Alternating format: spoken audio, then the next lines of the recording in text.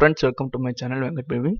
Last வீடியோவில் நம்ம வந்து ஃபேஸிங் எப்படி கிரியேட் பண்ணுறதுன்னு பார்த்தோம். இந்த வீடியோவில் நம்ம கிரியேட் பண்ணது சிமுலேட் பண்ணிவிட்டு நெக்ஸ்ட்டு பேராமீட்டர்ஸை பற்றி என்னென்ன இருக்குது, பேராமீட்டர்ஸ் எப்படி யூஸ் பண்ணலாங்கிறத தெரிஞ்சுப்போம். ஃபஸ்ட்டு நம்ம சிமுலேஷனுக்கு நம்ம போவோம். பேராமீட்டர்ஸ் நம்ம நெக்ஸ்ட்டு பார்ப்போம். ஓகே, இப்போ பார்த்தீங்கன்னா நான் சிமுலேட் பண்ணிக்கிறேன். சிமுலேஷன், நான் என்னோட வியூ வந்து ஃப்ரண்ட்டுக்கு வச்சுக்கிறேன். இங்கே பார்த்தீங்கன்னா இந்த ஆக்சிஸ் இருக்கு இல்லையா, இந்த ஆக்சிஸ் தான் எனக்கு 0 ஆக்சிஸ். இதுலேருந்து டாப்பில் ஸ்டாக்கு 5 mm இருக்குது. இந்த 5 mm எடுக்க தான் நான் இப்போ வந்து டூல் பாத் பண்ணேன் ஃபேஸிங். ஓகேவா? அப்போ இந்த ஃபேஸிங் டூல் பாத்தை நான் பண்ணப்போ இதுக்காக தான் பண்ணுது. அப்போ அதை எப்படி நம்ம பண்ணியிருக்கோம், எந்த மாதிரி எடுக்குதுங்கிறது தான் பார்க்க போகிறோம். ஃபர்ஸ்ட் வியூவில் நான் ஹரிசாண்டலாக வச்சுருக்கேன் இங்கே. நெக்ஸ்ட் இதை வந்து நான் ஐசோமெட்ரிக் வச்சுக்கிறேன். ஓகே, இப்போ ஃபேஸிங் பாருங்கள்.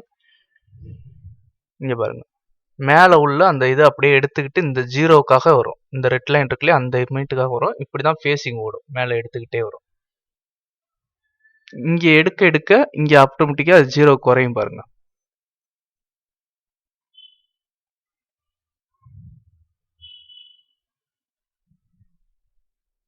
வந்துட்டா இப்போ பார்த்தீங்கன்னா இங்கே 0க்காக வந்துட்டா, இங்கே ஃபேஸிங் ஓடிருக்கான். இந்த மாதிரி தான் டூல் வந்து ஓடும்.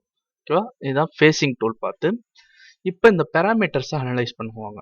இப்போ ஃபேஸிங்கில் நம்ம வந்து பேராமீட்டர்ஸில் கிளிக் பண்ணிங்கன்னா இங்கே வந்து உங்களுக்கு ஃபஸ்ட்டு வந்து பார்த்தீங்கன்னா ஃபேஸிங் டூல் பார்த்து இந்த இதில் எந்த செயின் நம்ம ஃபேஸ் பண்ண போகிறோங்கிறத செலக்ட் பண்ணணும். நம்ம செலக்ட் பண்ணியிருந்தோம், போன வீடியோலேயே பார்த்துருப்பீங்க. நெக்ஸ்ட் டூலில் பார்த்தீங்கன்னா இங்கே டூல் வந்து கிரியேட் பண்ணணும்.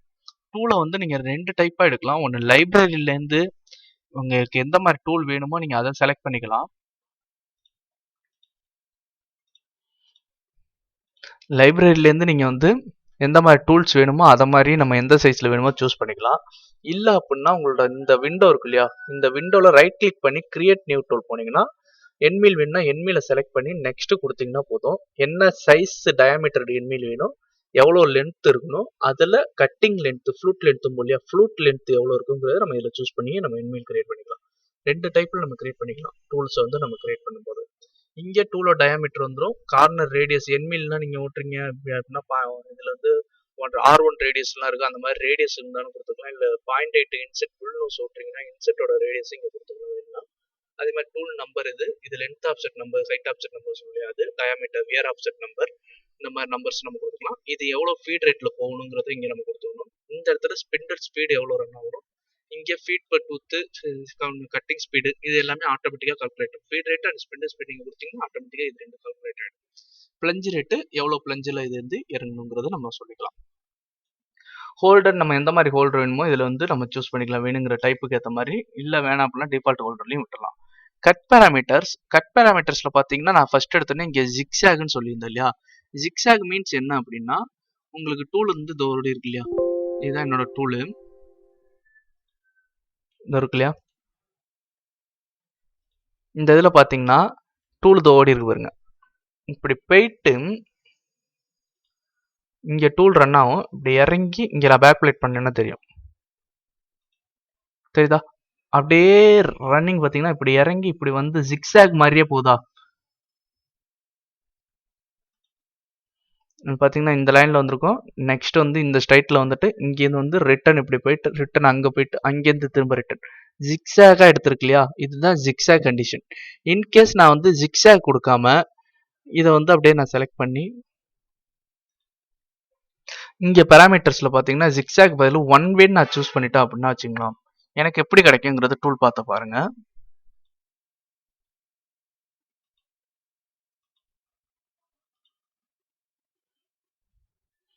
நான் 1 வே அப்படிங்கிறத சூஸ் பண்ணியிருக்கேன். இதை நான் வந்து ரீஜென்ரேட் பண்ணிக்கிறேன் 1 வே. இப்போ டூல் எனக்கு எப்படி மூவ் ஆகுங்கிறது பாருங்களா.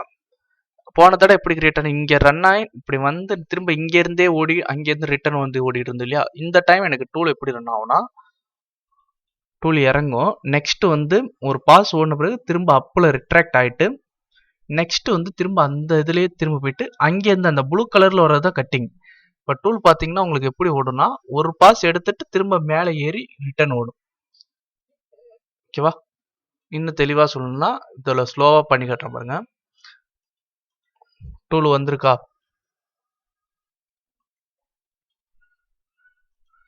இப்போ வந்து இந்த இடத்துல டூல் இறங்கி இங்கேருந்து கட் எடுத்துட்டு வந்திருக்கோம். நெக்ஸ்ட் வந்து நம்ம ஜிக்ஸாக்ல வச்சிருந்தோம்னா இப்படி இறங்கி திரும்ப இப்படியே ரன்னிங்ல போகும்போது கட் எடுத்துருக்கோம். திரும்ப ரிட்டர்ன் அங்கேருந்து மூவ் ஆகி திரும்ப இங்கேருந்து கட் எடுத்துருவோம். திரும்ப வந்து இப்படி கட் எடுத்துருவோம். அதே இப்போ ஒன் வேல இருக்கிறதுனால என்ன ஆகும்னா டூல் அங்கேருந்து இறங்கி இப்படி கட் எடுத்துட்டு திரும்ப அப்பாயி திரும்ப வந்து இன்னொரு பாஸ் போகும். போதா திரும்ப அந்த இடத்துலயே டவுன்ல இறங்கி திரும்ப அப்படியே கட் எடுக்கும். திரும்ப அப்பாவும் திரும்ப அங்கேருந்து இதே மாதிரி தான் கட்டு ஒரு சைடில் மட்டும்தான் இறங்கி கட் ஆகிட்டே இருக்கும். இதனால உங்களுக்கு சைக்கிள் டைம் நிறைய ஆகிக்கிட்டு இருக்கும். இப்போ பார்த்தீங்கன்னா இங்கே டீட்டெயில்ஸ் பார்த்தீங்கனாலே தெரியும். டூல் இறங்குதா ஜெட்டை பாருங்க 4mm கட்டு போயிருக்கு ப்ளஸில். நெக்ஸ்ட் வந்து ஜெட்டு 25mm அப் ஆயிருக்கா. நெக்ஸ்ட் வந்து திரும்ப அங்கே போயிட்டு 25mm ரிட்ராக்ட் ஆகிட்டு திரும்ப 10mm திரும்ப 4mm இறங்குது.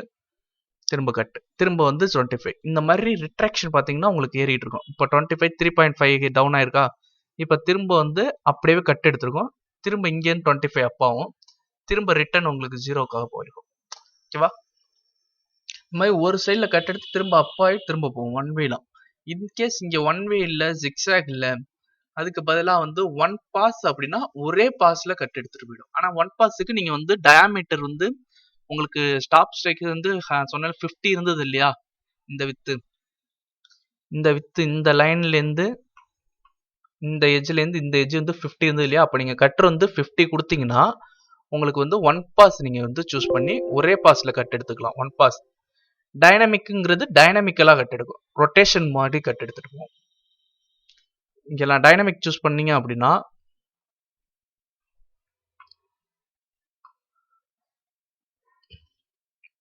டைனமிக் நம்ம சூஸ் பண்ணிக்கோம். இப்போ டூல் பார்த்த பாருங்களா எப்படி ஆகுதுன்னு.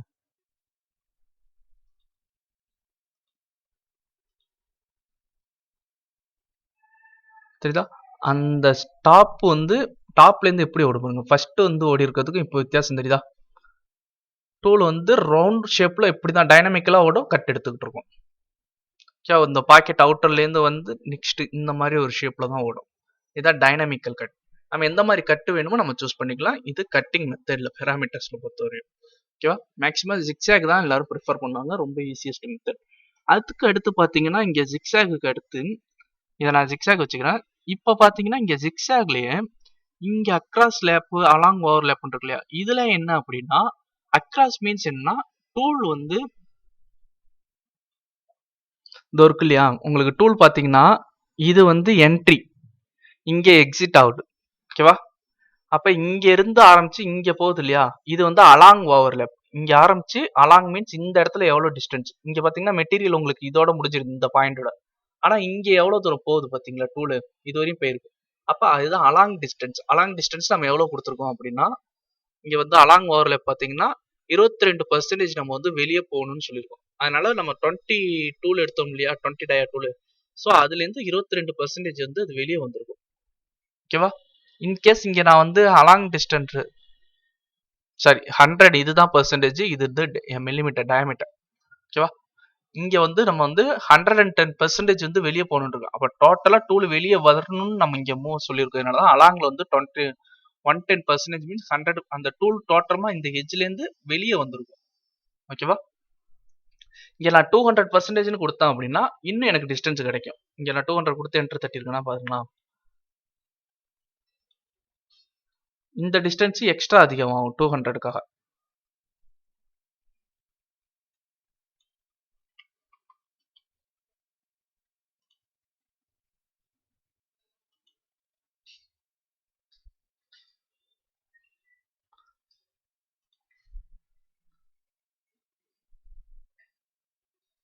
இது அலாங் ஓவர்லேப். ஓகேவா. நெக்ஸ்ட் வந்து அக்ராஸ் ஓவர்லேப். இது என்ன அப்படின்னா இங்க 100 நான் கொடுக்குறேனே.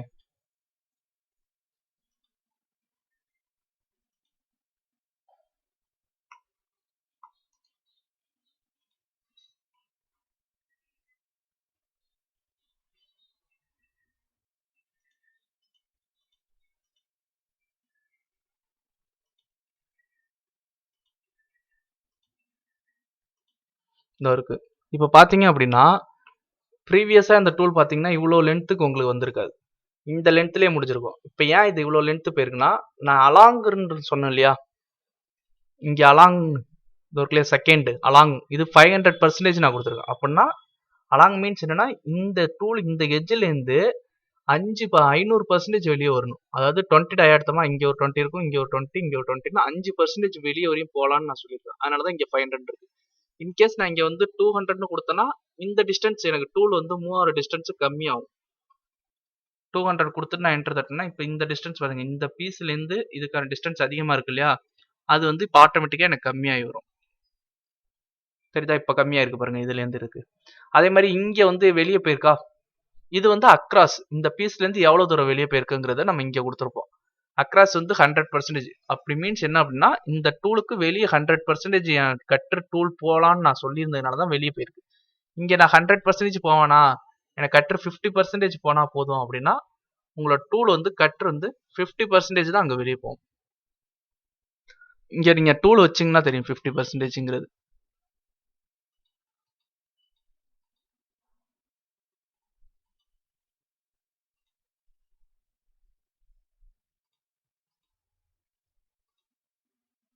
தெரியுதா? இதுதான் டோட்டல் டயாமீட்டர், உங்களோட டூல் டயாமீட்டர். அதுல இங்க பாத்தீங்கன்னா 50% இந்த எட்ஜ்ல இருக்கா, 50% இன்னர்லயும் 50% அவுட்டர்லயும் இருக்கும். ஏன்னா டூல் நம்ம வந்து 50% தான் வெளியே போகணும்னு சொல்லிப்போம். ஸோ டூல் வந்து 50% தான் வெளியே போயிருக்கும். தெரியுதா? இன்கேஸ் நான் அங்க வந்து 100% கொடுத்தேன்னா இந்த டயாமீட்டர் எனக்கு இந்த எட்ஜுக்கு வெளியே தான் வந்து ஸ்டார்ட் ஆகி ரன் ஆயிருக்கும். இதுதான் அக்ராஸ் அண்ட் அலாங் ஓவர்ல. ஓகேவா? நெக்ஸ்ட் வந்து பாத்தீங்க அப்படின்னா இதுலயே வந்து பேராமீட்டர்லயே டூல் கட்டிங் பேராமீட்டர்ஸ்ல பாத்தீங்கன்னா அலாங்னா என்னன்னு பார்த்திருப்பீங்க. இப்ப அலாங் மீன்ஸ் இந்த டிஸ்டன்ஸ் எவ்வளவு தூரம் மூவ் ஆகணும், அக்ராஸ் மீன்ஸ் அக்ராஸ்னா இந்த டிஸ்டன்ஸ் எவ்வளவு தூரம், இங்க இருந்து எவ்வளவு தூரத்துல டூல் ஸ்டார்ட் ஆகணும். அலாங் மீன்ஸ் இந்த டிஸ்டன்ஸ் இதுல இருந்து இந்த பீஸுக்கு வெளியே எவ்வளவு போகணுங்கிறது.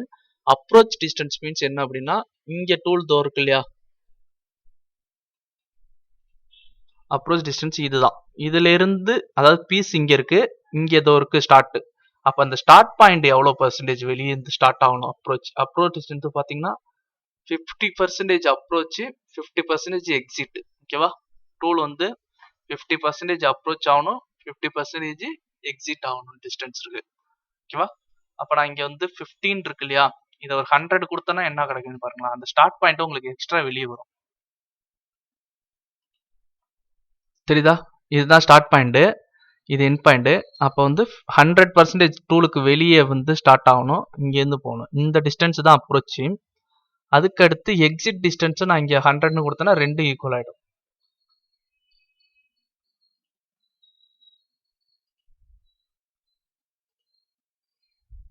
இப்போ பார்த்தீங்கன்னா 100% டூல் வந்து வெளியே இருந்து ஸ்டார்ட் ஆகி 100% வெளியே வரும் இந்த பீஸுக்கு 100%. ஓகேவா? இவ்வளோதான் அலாங் அப்ரோச் அண்ட் எக்ஸிட் டிஸ்டன்ஸோட ப்ரொசீஜர். இந்த மாதிரி தான் இதை யூஸ் பண்ணலாம். நெக்ஸ்ட் வந்து இது மேக்ஸிமம் ஸ்டெப் ஓவர். இது என்ன அப்படின்னா இந்த லைன் இருக்கு இல்லையா, இந்த லைன் இதுதான் டூல் பாத்து. இந்த டூல் பாத்துக்கும் இந்த டூல் பாத்துக்குமான கேப் இருக்கு இல்லையா, எல்லாம் சேமா இருக்கா, இந்த கேப் வந்து 50% இருக்கு. இங்கவா, இங்க 75% இருக்கு. ஓகேவா? ஒரு நம்ம கொடுத்துருக்க டூல்ல இருந்து 15 mm வந்து ஷிஃப்ட் ஆகி இந்த வரையும் டூல் ஓடுது அப்படின்னா 15 mm இங்க இருந்து ரிட்டர்ன் வெளியே வந்திருக்கும். அதுதான் இந்த கேப். இதை நம்ம வந்து எனக்கு 15 mm வேணாம், ஒரு 50% வந்தா போதும் அப்படின்னா 15 நம்ம இங்க கொடுத்து ஓகே பண்ணிட்டோம் அப்படின்னா இந்த கேப் வந்து இன்னும் கம்மியாயிடும். இப்போ பாத்தீங்கன்னா ப்ரீவியஸுக்கு இது கம்மியா இருக்கு. இப்போ நம்பர் ஆஃப் பாசஸ் உங்களுக்கு அதிகமாகும். பாத்தீங்கன்னா இப்போ தெரியும். ஓகே, இதுல பாத்தீங்கன்னா 1 2 3 4 5 6 பாசஸ் இருக்கா. இதே வந்து இப்ப நான் இந்த கேப் வந்து எனக்கு வந்து ஒரு 50% இல்லாம ஒரு 20% நான் கொடுக்குறேன்னு வச்சுக்கலாம் ஸ்டெப் ஓவர். பாத்தீங்களா ஸ்டெப் ஓவர்னா இப்போ புரியுதா உங்களுக்கு கிளியரா? 1 2 இப்போ 5% உள்ள பாஸ் ஸ்டெப் ஓவர் இந்த டூல் ஓடிட்டு நெக்ஸ்ட் வந்து எவ்வளவு ஸ்டெப் ஆயிருக்கும்னா நம்ம இங்க வந்து 10% தான் கொடுத்துருந்தோமா, சாரி 20% கொடுத்தோம். அதாவது 4 mm தான் மூவ் ஆகணும்னு இருக்கும். அப்ப டூல் இப்படியே ரன் ஆயிட்டு இதுல வந்து ரன் ஆயிட்டு நெக்ஸ்ட் 4 mm உள்ள வந்து அடுத்த சைடு ஓடும், அடுத்த 4 mm வந்து இப்படி ஓடும், அடுத்த 4 mm இப்படி வரும். அதே நான் அங்க வந்து பெர்சன்டேஜ் அதிகப்படுத்தி இருந்தா அப்படின்னா இங்க வந்து 100%னா நீங்க 80% இருந்தா மேக்ஸிமம் கொடுக்கலாம். நான் இங்க 18 நான் கொடுக்குறேன் அப்படின்னா அப்ப என்ன கிடைக்கும் அப்படின்னா இந்த நம்பர் ஆஃப் பாசஸ் எனக்கு கம்மியா கிடைக்கும்.